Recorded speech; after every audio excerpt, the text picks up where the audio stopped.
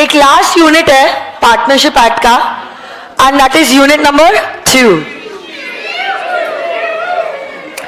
Let's revise and then we'll move on to the past examination papers.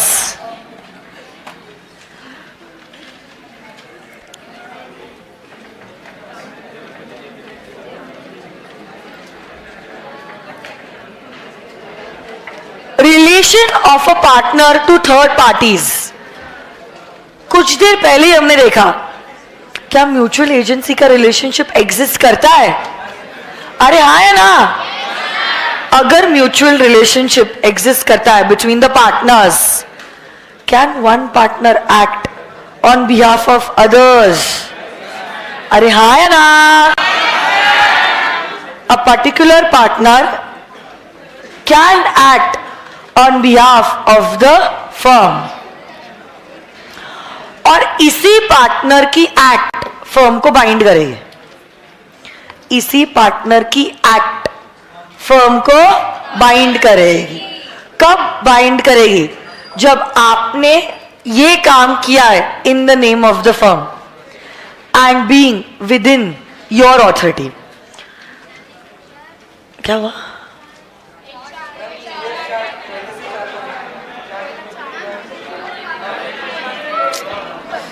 ठीक है, अब वो रिवाइज कर रही थी, मैं सेक्शन अब कंप्लीट कर लेती हूँ, आधा हो चुका है. कुछ चीजें हैं जो इंप्लाइड नेचर में नहीं होती है. अगर आपको ये काम करना है, you have to take express powers. जैसे कि इमूवेबल प्रॉपर्टी को खरीदना, इमूवेबल प्रॉपर्टी को बेचना, किसी के अगेंस्ट केस जो फाइल किया था उसको विड्रॉ करना, किसी की क्लेम को रेलिंक्विश करना, अपने पर्सनल नाम पे बैंक अकाउंट खोलना on behalf of the firm, और entering into a partnership on behalf of the firm, और एडमिटिंग एनी लायबिलिटी. ये चीजें करने का पावर आपके पास इम्प्लाइड नहीं होता है. अगर ये पावर आपको चाहिए कि आपको एक्सप्रेसली लेना पड़ेगा. इन्हीं पावर्स को आप बढ़ा भी सकते हो और आप घटा भी सकते हो. इसी को कहते हैं एक्सटेंशन और restriction of the liability. But now if the third party is aware about the restriction, firm liable है या नहीं है? तो फर्म लायबल नहीं होते. But if the third party is not aware about the restriction, then the firm will be liable. ये कुछ section मैंने बीच में से रिवाइज कर लिए, 18, 19, 20, 21 and 22. Now we are actually moving on to chart number 3.4.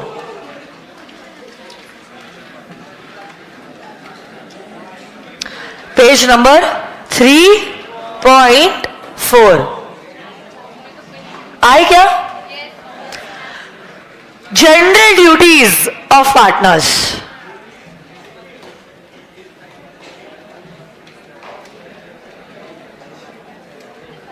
Section number 9.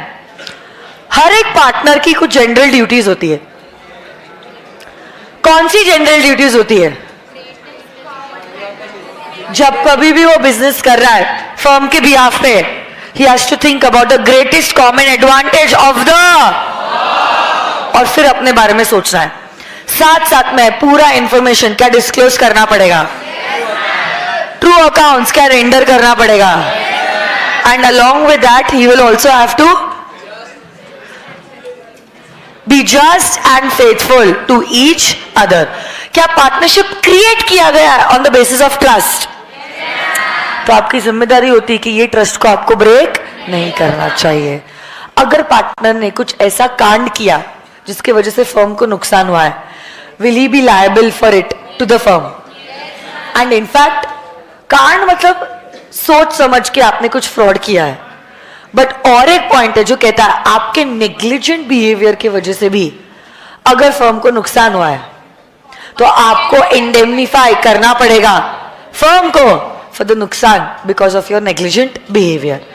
और अगर आपने फर्म के बिहाफ पे कुछ खर्चा किया है, फर्म पार्टनर को इंडेमनीफाई करेगा, मतलब the partner has the right to be indemnify अगर उसने फर्म के बिहाफ पे कुछ खर्चा उठाया है। हाँ या ना? Certain rights and duties. Does every partner have a right to participate in the management of the partnership firm? HUF में ऐसा नहीं होता है। HUF में तो ये राइट सिर्फ, कंपनी में भी ऐसा नहीं होता है। मैनेजमेंट का अधिकार सिर्फ डायरेक्टर्स को दिया जाता है, बट पार्टनरशिप फर्म में चीजें कुछ अलग है। पार्टनरशिप फर्म में every partner has a right to participate in the management of the partnership. Yes, management बोलो या कंडक्ट बोलो, बोलो तो first right of every partner has a right to. सिर्फ इनके साथ रिवीजन चालू है क्या? बाकी सब लोग ऑडियंस बन के आए हैं तो बोलो ना। बताओ, point number 1, every partner has a right to take part in the conduct. जब कभी भी आप कोई डिसीजन लेते हो, do you have a right to be consulted? चाहे आप कितने बड़े एक्सपर्ट क्यों ना हो, आप अकेले डिसीजन नहीं ले। You have a right to be consulted, और आपको पूछने के बाद ही जो भी मेजॉरिटी कहता है उसी के हिसाब से डिसीजन लिया जाएगा। यस और no guys? Every partner has a right to access and take copies of the books of the partnership firm. Whether you are a sleeping partner or an active partner will not make a difference. In fact, even a minor has a right to call for the books of accounts. And even a minor can inspect the books of the partnership firm. आगे, general rule कहता है, आप firm के partners हो. In fact, as a partner, you are the owner of the partnership firm. You are the आपको जो मिलने का अधिकार है वो है राइट इन द प्रॉफिट्स। आप खुद गर्ज होके प्रॉफिट भी मांग रहे, रेम्यूनरेशन भी मांग रहे, ऐसा नहीं कर सकते। तो जनरल रूल बोलता है, general rule, that you do not have the right to ask for remuneration. आपको जिसका अधिकार है दैट इज द प्रॉफिट। आपको जिसका अधिकार है that is the, you don't have a right to receive remuneration. But अगर आपने डीड के तहत पार्टनर को राइट दिया है रेम्यूनरेशन पाने का, तब आप क्या रेम्यूनरेशन मांग सकते हो? Along with that, no partner has a right to demand for interest on capital. You don't have the right to demand interest on capital. But अगर आपके डीड में आपको कैपिटल पे इंटरेस्ट का अधिकार दिया गया है, तब फिर आप क्या वो डिमांड कर सकते हो? अगर आपने कुछ एडवांसेस दिए हैं, so you have a right to receive the interest on the advances, but this interest cannot be more than 6% per annum. Yes or no, guys? Next, partnership property. So partnership property is sometimes also known as the joint stock property, also known as the partnership assets, also known as the joint estates. ये assets किसी एक को belong करती है या सभी की होती है? इनफैक्ट टैंजिबल एसेट्स के साथ साथ is even goodwill a part of your partnership property? अरे हाँ है ना? कल जाके अगर फर्म डिसॉल्व हो रहा है या वाइंड अप हो रहा है, क्या आप एसेट्स को बेच सकते हो? एसेट्स को या तो आप इंडिविजुअली बेच सकते हो या इकट्ठा बेच सकते हो। इसी एसेट में आप गुडविल के लिए भी दाम लगा सकते हो। यस और नो गाइस?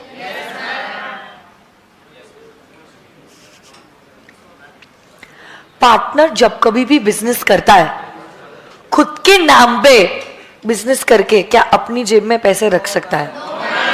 अगर उसने ऐसा कुछ कर भी लिया, जितना प्रॉफिट कमाया है क्या फर्म में अकाउंट करना पड़ेगा? जब तक इनफैक्ट वो पार्टनर है, वो कंपीटिंग बिजनेस भी शुरू नहीं कर। कल जाके अगर उसने कंपीटिंग बिजनेस शुरू किया है, while he is a partner in the partnership firm, whatever profit has been earned has to be added in the books, in the profits of the partnership firm.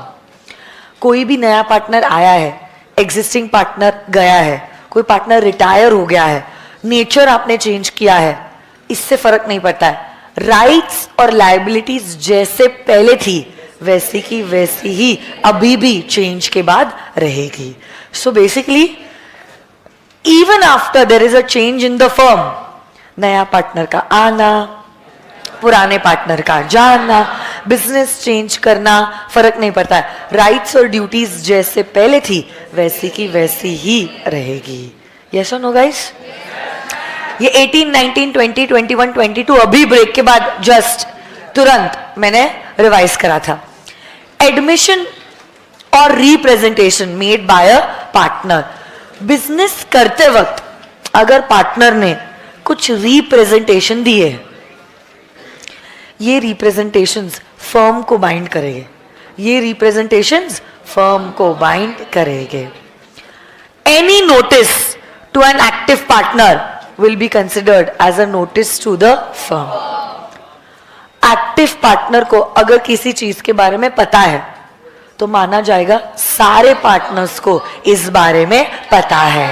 So this is known as the effect of notice to active partner as a notice to all the partners. माना जाएगा सभी partners को इस बारे में खबर है. Yes और no guys? Liability to third parties. The partners are jointly and severally liable to third parties. Right of transfer of partners' interest. आप याद कीजिए, सलमान अरबाज एंड सोहेल और मलाइका अरोरा खान, क्या तुम्हें याद है?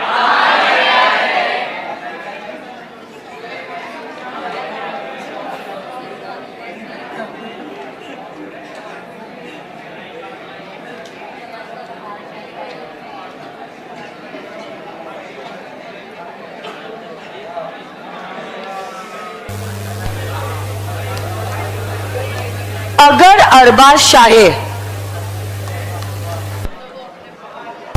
अगर अरबाज चाहे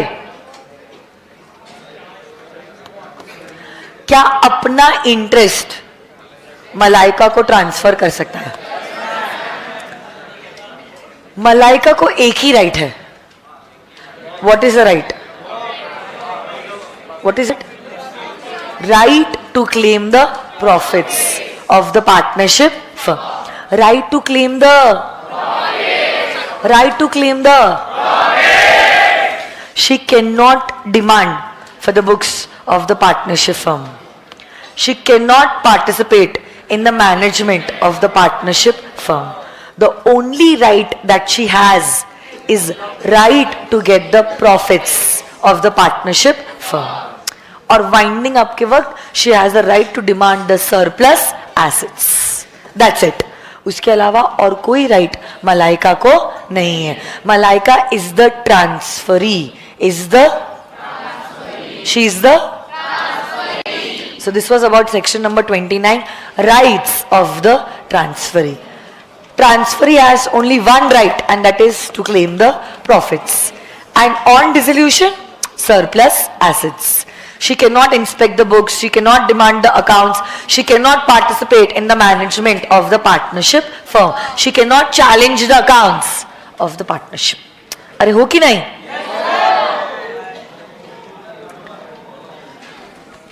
Can you create a partnership with a minor? But can a minor be admitted to an existing partnership firm? Only for the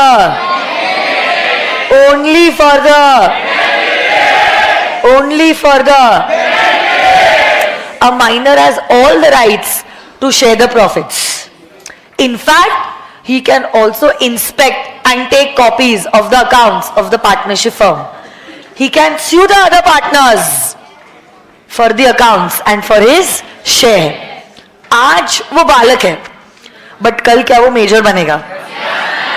major बनने के बाद या इस फैक्ट के बारे में पता चलने के बाद कि अब वो पार्टनर है with in a period of he has to decide whether he wants to continue in the partnership firm as a partner or he wants to discontinue being a partner. Introduction of a partner. कोई भी नए बंदे को या बंदी को अगर आप पार्टनरशिप में इंट्रोड्यूस करना चाहते हो, you will require the consent of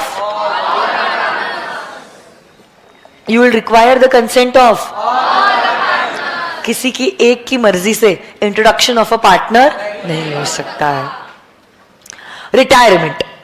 retirement भी तभी हो सकता है when you are taking the consent of all other partners, तभी आपका रिटायरमेंट इफेक्टिव होगा. बट अगर आप एक्टिव पार्टनर हो तो दूसरे पार्टनर्स को नोटिस देने के साथ साथ आपको पब्लिक नोटिस भी देनी पड़ेगी फॉर रिटायरमेंट.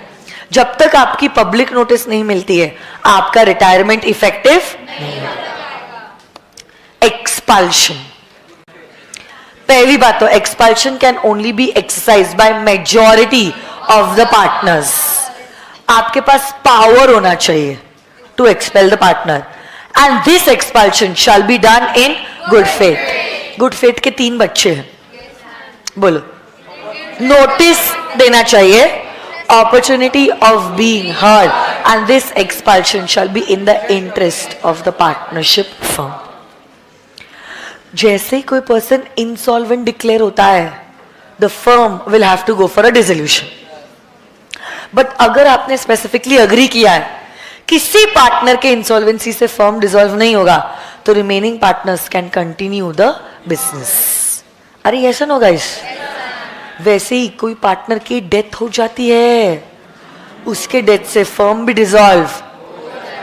बट अगर आपने स्पेसिफिकली अग्री किया है कि नहीं जिसकी डेथ हुई, जो जाने वाला था वो तो चले गया, बट सर्वाइविंग पार्टनर्स कंटिन्यू करेंगे, तो क्या सर्वाइविंग पार्टनर्स बिजनेस को कंटिन्यू कर सकते हैं? आप आउटगोइंग पार्टनर हो, जनरल रूल कहता है outgoing partner same business carry out नहीं कर सकता. बट अगर उसने कुछ चीजों का ख्याल रखा, he is not using the firm name, he is not representing himself as a partner, he is not trying to solicit the customers, तो ऐसे केस में he may start a competing business. But अगर आप चाहो आप partner के ऊपर restraint in trade का अग्रीमेंट लगा सकते हो, और ये रिस्ट्रेंट ऑफ ट्रेड का अग्रीमेंट अगर रीजनेबल समय और रीजनेबल जगह पे लगाया गया है, ऐसा अग्रीमेंट वैलिड है.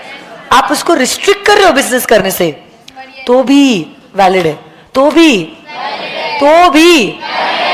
because it's acting as one of the exceptions of restraint of trade, Indian Contract Act 1872. Agreement expressly declared as void, restraint of trade, उसके 3 एक्सेप्शन, उसमें से ये एक एक्सेप्शन है.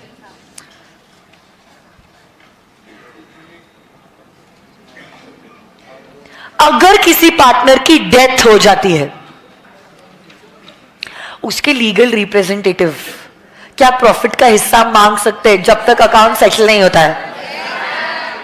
या तो फिर they can also demand interest at the rate of 6% पर annum.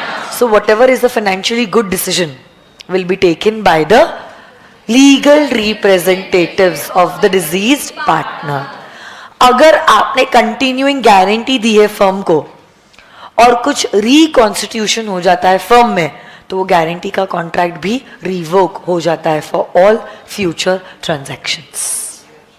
So this is all about the Indian Partnership Act 1932.